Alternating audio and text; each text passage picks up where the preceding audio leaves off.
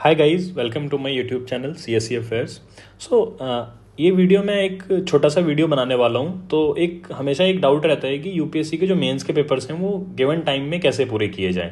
तो ये बहुत सारे एस्पिरेंट्स के अंदर डाउट रहता है। तो मैंने इसमें एक स्ट्रैटेजी फॉलो की थी जो कि जिसने मुझे रिवॉर्ड किया, और मैंने यूपीएससी के पेपर्स पूरे कर पाया था। मैं मेरे दोनों ही मेंस में, जो 2022 as well as in 2023 mains, दोनों ही मेंस में मैं यूपीएससी के पेपर टाइमली पूरे कर दिए थे मैंने 3 आवर्स में ही। तो मैं क्या करता था, मैं जो भी पेपर अपना जब अटेम्प्ट करता था, कोई भी जीएस का पेपर हो या फिर कोई ऑप्शनल का पेपर हो, तो उसको अटेम्प्ट करते वक्त मैं हमेशा अपना टाइम जो है वो ब्लॉक्स में ट्रेस करता था। जब भी 3 आवर्स का पेपर मैं करता था, ये सेम स्ट्रैटेजी मैं मॉक को सॉल्व करते हुए भी फॉलो करता था। ब्लॉक्स में क्या, जब मैं ये बात कह रहा हूँ तो इसका क्या मतलब है, जब आप पेपर सॉल्व कर रहे हैं तो आप अपने पूरे 3 आवर्स के टाइम पीरियड को एक पर्टिकुलर ब्लॉक्स में डिवाइड कर लीजिए। फॉर एग्जाम्पल, मैंने ये डिसाइड किया था कि जो पहला 30 मिनट्स का ब्लॉक होगा, तो पहले 30 मिनट्स में मैं अराउंड 4 क्वेश्चन अगर कर लेता हूँ, 10 मार्कर्स अगर 4 क्वेश्चन में कर लेता हूँ, then I am at the right pace. तो मेरी स्पीड जो है वो ठीक है और इसके हिसाब से मैं पेपर कंप्लीट कर लूंगा।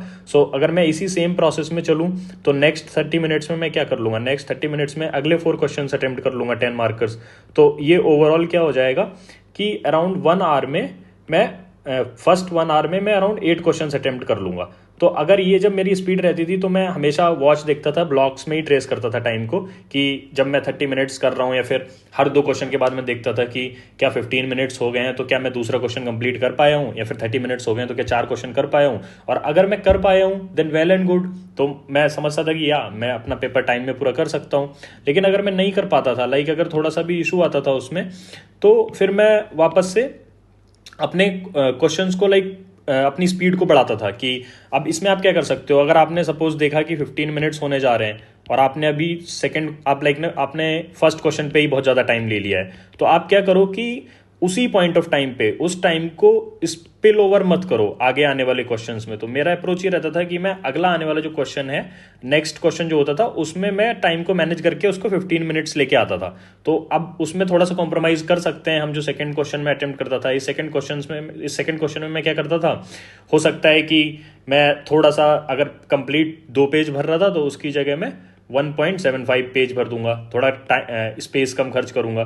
तो ओवरऑल तो क्या है कि पेपर हमें टाइम में पूरा करना मेन एम होता है, क्योंकि अगर पेपर पूरा नहीं करेंगे तो हम ऑब्वियसली पीछे हो जाते हैं बाकी बहुत सारे एस्पिरेंट्स से जो पेपर पूरा करेंगे। ये अप्रोच आप फॉलो कर सकते हैं, ब्लॉक्स में ट्रेस कीजिए टाइम को।